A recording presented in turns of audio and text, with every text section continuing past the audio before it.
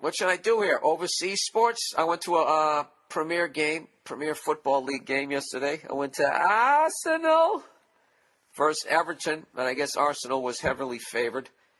And it was an incredible experience. It really was. I guess the club itself, I guess you would call it. I don't like naming names on the podcast, but they hooked me up with tickets through the promoter, and we sat basically in the best seats in the house, like the club seats, the leather seats. They gave me a little blankie for when I went out there in case I got cold. I took a picture of it with the hashtag cozy smug cunt, and I went out there, and it was great. Listened to everybody singing the songs and shit, but if I lived in England, I would definitely pick a team. And I would go to the pub and learn all the songs, and then I would go sit in the upper deck. Because who wouldn't want to get shit-faced standing up the whole game singing songs? It looked great. So anyways, it was 0-0 or 0-0. The exact fucking reason why Americans do not watch soccer or football, whatever the fuck you want to call it. And then finally, but it was still a beautiful fucking game to watch. It really is. It's a lot like hockey, to be honest with you, except that it's on grass. Long story short, Arsenal finally fucking scores, and the whole stadium breaks into this song about Arsenal. I don't know. I guess back in the day they used to always win 1-0.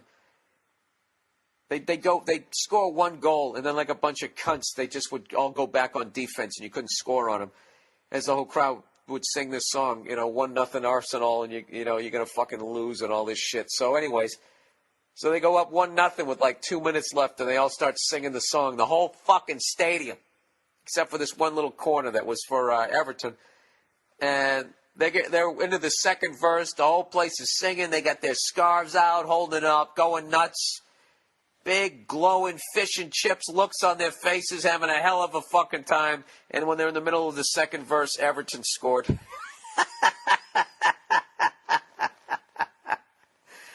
Oh, did it take the wind out of their fucking sails? So the Everton people are going fucking insane.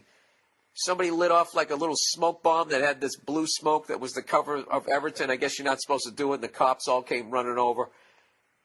And, I don't know. They just told them to knock it off. In America, they would have dragged like 2 rows out, beaten him with clubs. But, and then all the blue smoke just kind of went all over this one part of the stadium. And that's how it ended. 1-1. And I had a great fucking time. And, I highly suggest it.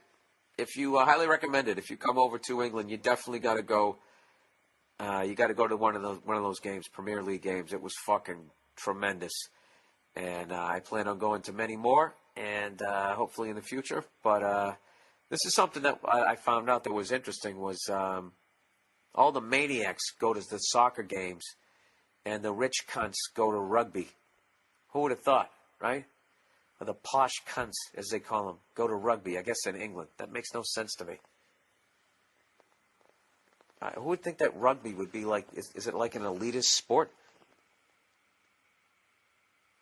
I was even talking to the cab driver this morning as I'm going in Ireland. He was going, yeah, a lot of people, they go on to become doctors and something like that. It's like, those guys do? I don't fucking know. Is this even remotely fucking entertaining? I have no idea.